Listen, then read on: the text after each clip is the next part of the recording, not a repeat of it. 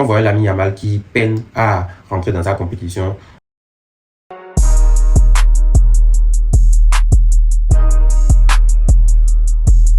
Yo l'équipe, comment vous allez? Nous sommes là de retour sur la chaîne Débrief Foot pour parler aujourd'hui des demi-finales de la Coupe du Monde. Tout à fait, les demi-finales qui opposent la France contre l'Espagne et de l'autre côté on a l'Angleterre contre l'Argentine. Oui, est-ce qu'on peut dire que les bonnes équipes se retrouvent au bons endroits, au bon moment? Parce que si on suit bien le classement FIFA, ce sont les 4 premières équipes qui se retrouvent d'office en demi-finale. Exactement, donc on a ce qui se fait le mieux actuellement, le premier, le deuxième, le troisième, le quatrième qui sont présents pour la demi-finale pour les 4 derniers. Donc à eux maintenant de savoir comment passer en haut de l'échelle carrément, on va dire. Et nous servions du bon spectacle.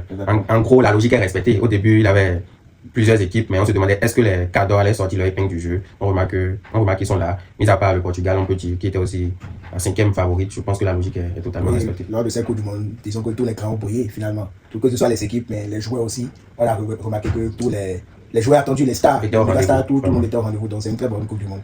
Nous allons attaquer déjà avec la première affiche qui se joue demain. France-Espagne. C'est un match que moi je définis déjà d'une opposition de style. Parce qu'on voit clairement que l'Espagne, c'est une équipe qui aime conserver le ballon, faire tourner avant de punir son adversaire, contrairement à la France qui est du tac au tac, qui va directement, qui cherche le but, qui cherche à tuer ses matchs à tout moment et qui a aussi une solidité défensive. Tu penses quoi de cette affiche? Bon, c'est comme tu l'as dit, une opposition de style, carrément. Et quand je prends l'Espagne, je me dis que si l'Espagne arrive quand même à être rapide dans cette transition, ils pourront quand même faire mal à la France. J'ai observé l'Espagne tout au long de cette compétition.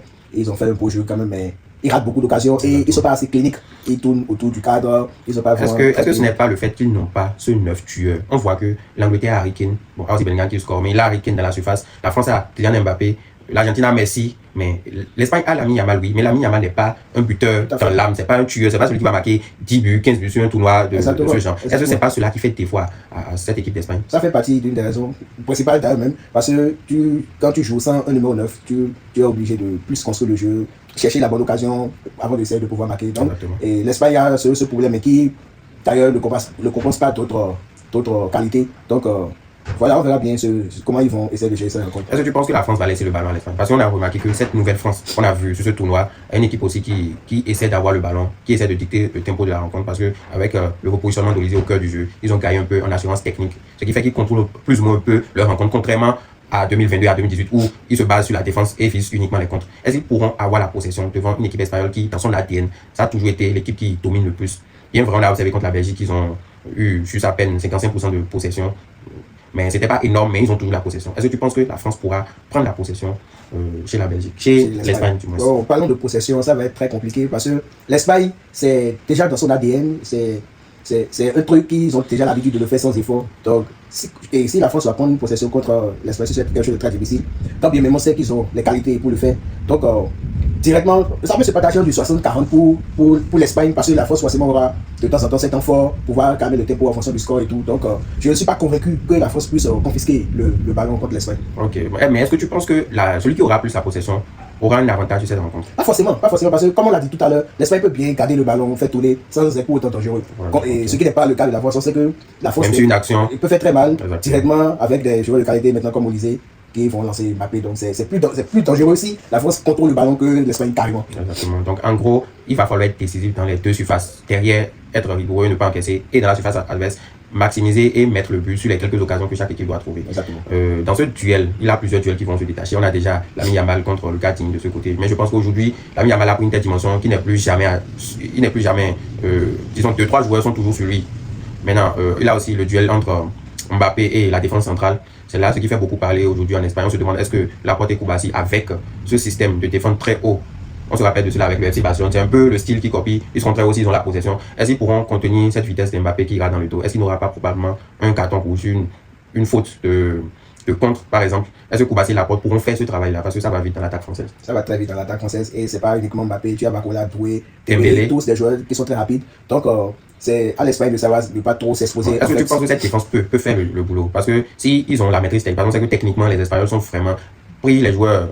Oui, mais il y a ce que tu fais quand tu as le ballon. Qu'est-ce que tu fais quand tu n'as pas le ballon? Tu vois? Et dans ce cas, en fait, c'est ce que l'Espagne fera quand la France aura le ballon. Ne pas être trop livré pour pouvoir se prendre facilement des contres ou peut-être à la perte du ballon, se mobiliser rapidement pour pouvoir récupérer. Pour reformer le bloc, pour pouvoir prendre la balle dans de meilleures conditions. Parce que à l'instant où il y aura une ouverture ou bien une brèche, je pense que les gars comme Mbappé seront très très inarrêtables. Exactement.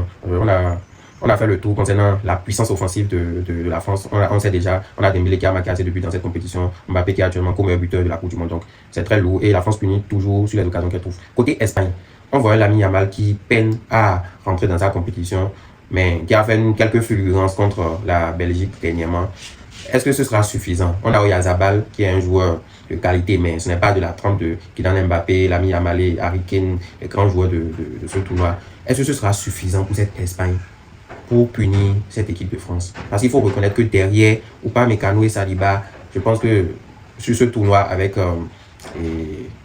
Laporte et Koubassi, ainsi que pour l'Argentine aussi, Lisandro Martinez et Romeo, je pense que si on va mettre une équivalence, je pense qu'ils sont au-dessus. Oui, c'est les meilleurs pairs actuellement lors de cette compétition. Donc, ils sont vraiment... En fait, il va falloir l'attaque espagnole de fait 2 fois plus pour pouvoir sauter le verrou. Oui, mais je tenais à comme souligner, c'est vrai. Lamine Yamal n'est pas en train peut-être de faire la compétition qu'on espère tous, mais quand même, il aide son équipe. Il joue un rôle très important pour son équipe. Et que ce soit dans les reprises défensives ou même les phases offensives aussi. Donc, c'est vrai, pour supporter une défense comme Upamecano et Saliba, il va falloir être maintenant encore plus clinique. Sauf si, je ne sais pas le plan de jeu de l'Espagne, si l'Espagne veut tenter d'amener la force en prolongation ou au tir au but. Je connais pas. Pour des grandes équipes comme ça, je pense que le plan est clair, oui, c'est le match. Donc, je pense que c'est le match. Dans ce cas, il va falloir maintenant que Lamine Yamal sorte du lot et essaie d'être plus tueur. Exactement. Parce qu'ils nous souviennent que la puissance de cette Espagne à l'Euro passé, disons qu'ils ont dominé l'Europe dernièrement, et à l'Euro passé, c'était aussi la paire Lamine Yamal et Nico Williams. Parce que le danger venait des deux côtés. Voilà que Nico Williams n'est pas au top de sa forme. Il est quasiment un joueur de banc aujourd'hui en sélection espagnole. Les regards sont braqués quasiment sur Lamine Yamal. Et si on bloque vraiment Lamine Yamal, à part Olmo sur quelques fulgurants, je ne vois pas encore qui sera le détonateur offensif de cette équipe d'Espagne. C'est là où l'équipe d'Espagne fait moins peur. Offensivement. Oui, offensivement. Mais on n'oublie pas forcément le technique au milieu de terrain qui peut-être pourront décanter la situation. Oui, bon, collectivement, ils sont assis. La force de l'Espagne même, c'est plus le collectif. Mais tu sais que dans les grands rendez-vous, disons la vérité, ce sont les grands joueurs qui, quand le match est serré, c'est quelqu'un comme Kylian Mbappé qui peut décider de l'issue du match. Comme côté Espagne aussi, il faut un homme qui décide de l'issue du match. Lamine Yamal peut le faire, mais vu sa forme actuelle, vu son positionnement sur le terrain, très très loin des cages, parce qu'ils ne vont pas le laisser comme ça s'approcher. Il pourra peut-être être décisif sur une passe, mais est-ce qu'Oyarzabal, Ferran Torres et consorts sauront concrétiser les occasions? Tout ça reste des interrogations que nous aurons à vérifier déjà demain. Tout à fait. Nous allons nous pencher rapidement. Bon, avant cela, nous allons faire un petit pronostic. Qui tu vois de ce côté déjà aller en finale? Bon, face à tout ce qu'ils ont déjà eu à produire depuis le début de la compétition, ce serait un match vraiment très, très, très divertissant. Et si je dois donner un pronostic, je me penche un peu plus sur le côté de la France. Et je donne 2-1 pour la France. 2-1 pour la France. Bon, moi, je me saurais donner un score. Mais ce dont je suis un peu certain, c'est que le vainqueur de cette affiche sera réellement le candidat idéal pour le sac final. Je pense que c'est même la finale avant le... Tu es sûr? Oui, je pense que c'est la finale avant le vainqueur de ce France-Espagne sera probablement le sacré champion du monde. Tu veux dire par là que un Espagne-Argentine est déjà carrément joué d'avance? Mais collectivement, vu comment l'Espagne joue, je vois pas une Argentine. Le niveau qu'a montré l'Argentine jusqu'à ce moment, ils peuvent se transcender sur les 2 dernières rencontres, mais ce qu'ils ont montré face à ce collectif espagnol, ou bien face à ce collectif de France, je ne vois pas l'Argentine s'en sortir. Même l'Angleterre aussi, ils ont la vérité. C'est pour ça que je considère que le vainqueur de cette affiche, France-Espagne, sera probablement... Non, pas d'office, serait probablement le vainqueur. Voilà, le vainqueur de la Coupe du Monde. Exactement. Bon, justement, mais parlons-en même de l'Argentine et de l'Angleterre en question. On peut aussi essayer de faire le tour et voir ce qu'on peut dire. Bon, concernant l'Argentine et l'Angleterre, on voit clairement que l'Argentine est une équipe qui s'efforce d'évoluer dans la compétition. Moi, je dis clairement qu'eux, ils font juste avec le mental. Parce que niveau jeu, pour quelqu'un que je suis qui est passionné de jeu, de football produit, moi, c'est du grand n'importe quoi. Et comment tu expliques le fait qu'ils reviennent à chaque fois? Ils reviennent à chaque fois, c'est juste qu'ils comptent sur des... C'est là je parle de la force mentale. Ils ont les ressources pour se mobiliser, pour se dire que bon, ce n'est qu'un but, il faut mettre pour passer au tour suivant. Sinon, quand tu regardes les matchs de l'Argentine, tu te demandes, mais est-ce que ce sont des joueurs professionnels qui sont en train de jouer? Carrément, moi je me demande à un certain moment, est-ce que l'entraîneur est satisfait du résultat que son équipe produit? Bon, vu là que jusqu'à présent c'est en train de marcher, pourquoi ne pas se fier à cette heure? Non, la question est que bon, je rejoins carrément ceux qui disent que l'Argentine a rencontré déjà pas des équipes pas vraiment de prix fin, parce que faut faire très attention avec cette évolution. Une petite équipe peut éliminer facilement une très grande équipe. Face à une Angleterre, moi je vois des joueurs comme Harry Kane Buffon. Est-ce que je ne suis pas certain qu'Harry Kane passe 90 minutes face à cette Argentine que j'ai vue bien et qu'il faut alimenter de ballons et qu'il ne puisse pas mettre des buts. Mais le problème, c'est pas que l'Argentine prenne des buts ou pas. Mais tu vas remarquer que le problème, c'est que l'Argentine arrive toujours à surmonter ses buts et, si possible, en mettre en feu de match. C'est tout en feu de match, ils sont plus dangereux. Bon, est-ce que c'est ça, on va dire? Moi, je pense que le fait qu'ils ont déjà gagné la compétition, je pense qu'ils ont l'expérience de la compétition. C'est ce que je peux dire. On voit des gars qui se jettent sur des fautes. Ils savent qu'à tel moment, je dois tomber pour gagner une faute, pour faire remonter le bloc. Ils savent qu'à tel moment, je dois faire... En fait, c'est juste... Voilà, c'est pour ça que je pense que Scaloni va toujours sur ces mêmes lieux qui ont joué la compétition, qui l'ont gagné en 2022. Il les remet et il compte sur des exploits en termes de jeu. C'est limité. Et le piège dans cette manière de jouer, c'est que quand tu tombes sur une équipe qui est solidement apprêtée, ils peuvent te tuer en 30 minutes déjà, ils vont déjà finir avec quoi. Parce que je prends une Angleterre qui vient dans ce match, bien boosté.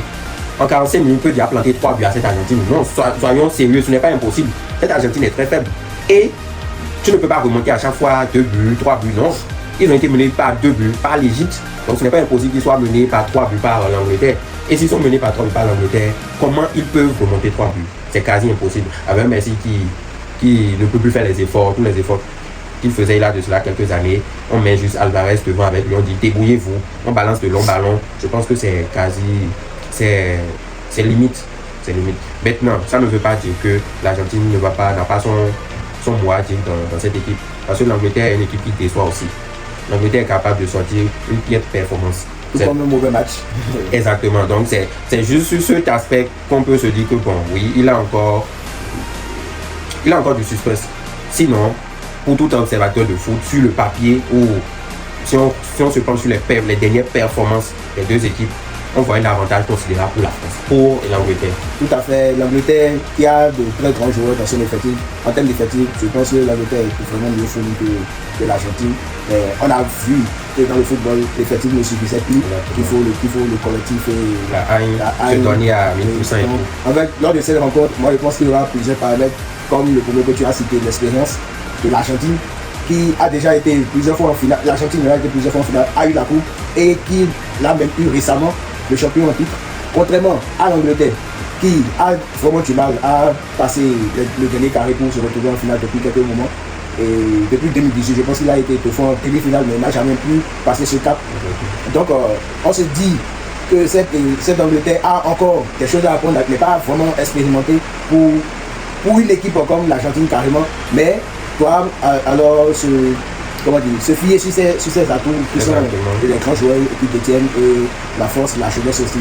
Et voilà. Est-ce que tu penses que l'apport des coachs sera déterminant dans cette rencontre? De toute façon, on a un Thomas Tuchel qui est un tacticien, c'est quelqu'un qui pense qu'il respire le football. Et on a un Scaloni qui, lui, moi je trouve un meneur d'hommes. Tout à fait. Scaloni, ce n'est pas le gars qui va te sortir des figures, des formations bling bling, mais il met les hommes au moment où il faut. Dans cette opposition, qui tu vois peut sortir gagnant? En fait, ces deux manières de diriger une troupe sont vraiment importantes en fait. Ça dépend de la situation dans laquelle tu te trouves, ce dont tu as besoin. On a vu des coachs purement meneurs d'hommes diriger et avoir des récompenses à la fin. On a aussi vu des tacticiens qui l'ont fait également. Donc, tout comme les joueurs et les entraîneurs aussi présentent différents types de styles. Et donc, la tactique va beaucoup jouer, mais la gestion aussi est très importante. Surtout la gestion en fin de match. Et c'est un match à phase éliminatoire. Exactement. Donc les prolongations, les 10 dernières minutes seront très très très cruciales. Du coup, je pense que vers la fin du match, c'est carrément quelqu'un qui sait tirer sa compte qui pourra s'en sortir. Mais tactiquement, je me dis, bon, peut-être les 60 premières minutes, même sur les dernières minutes, la tactique peut courir. Si tu passes autant à user ton adversaire avec une manière de jouer, et vers la fin, déjà que tu as un banc très fourni, à la base de Madueke, tu mets Saka ou bien tu mets un autre profil différent, tu fais une autre disposition Et en 15 minutes, tu plies la rencontre, c'est que la tactique aussi à jouer. C'est pour ça que moi je pense que c'est l'entraîneur qui saura combiner un peu des deux qui pourra amener son équipe en finale. C'est en cela, je trouve que Scaloni a encore beaucoup de travail. Parce que sur les dernières rencontres, tactiquement, c'est nul. Il faut dire les choses telles qu'elles sont. C'est vraiment nul. Je ne peux pas comprendre que toi, tu puisses avoir des joueurs comme Nico Paz, Giovanni Lo Celso, Barros sur le banc et continuer d'utiliser Enzo Fernandez comme ailier.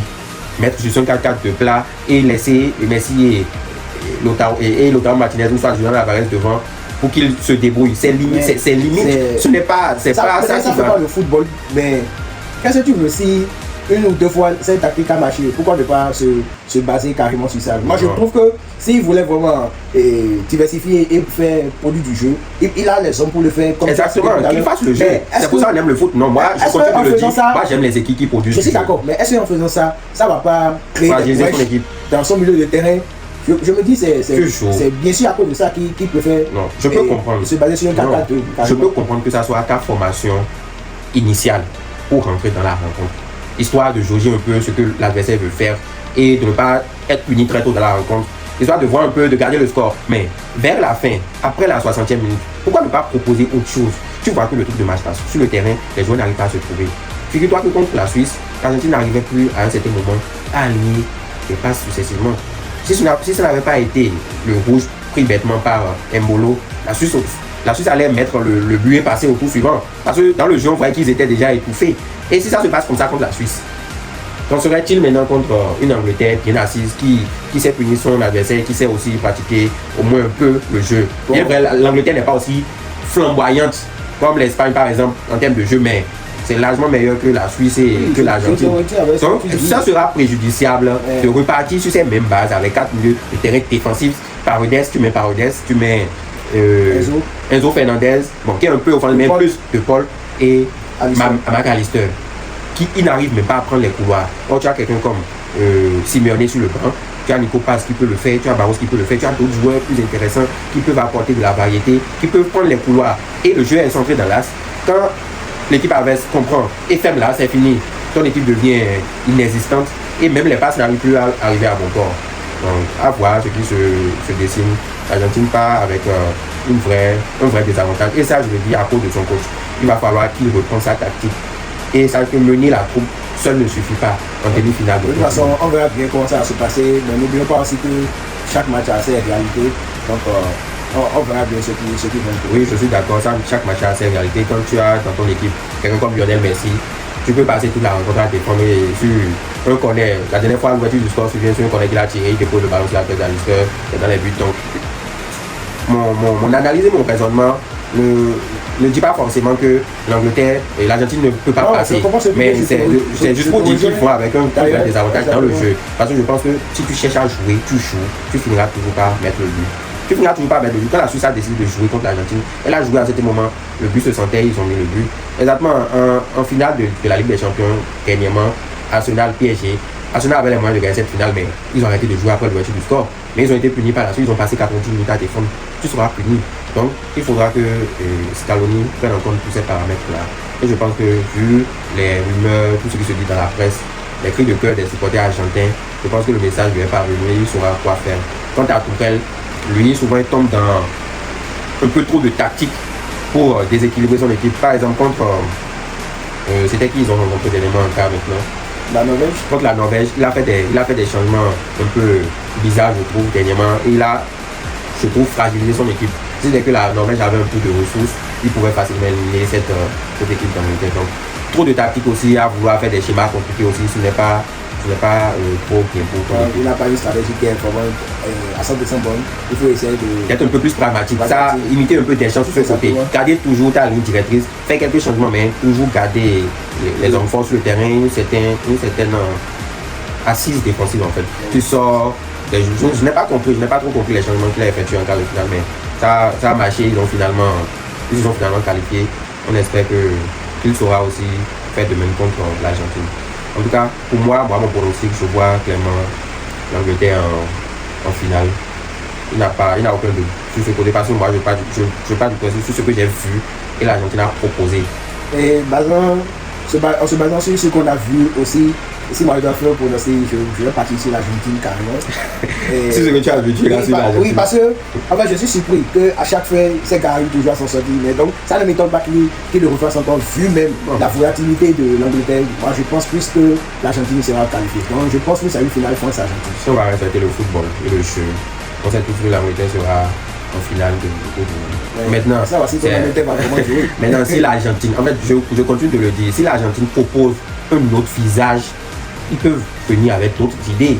À un certain moment, ils vont se dire, bon, ok, jouons maintenant normalement. Ils sont capables de le faire. Là, maintenant, on pourra dire, ok, l'Argentine a joué et vraiment, elle mérite de passer. Je ne sais pas si tu me comprends, mais s'ils continuent de jouer en trifle, n'importe comment, comme ils sont en train de faire, où on balance tel, on balance Messi, on lui dit, débrouille-toi avec Julian Alvarez, je pense que ce ne sera pas suffisant. Tu vois plus une finale France-Angleterre? Non, de l'autre côté, j'aime bien, je n'ai pas pu me décider là-bas. Oui, parce que moi, contrairement à l'opinion publique où tout le monde voit déjà la France en finale, moi je pense qu'il a une équipe qui peut sortir cette France, c'est bien l'Espagne. Parce que je trouve que si l'Espagne contrôle le ballon, déjà, il y a la possession et est clinique, ils sortiront cette France.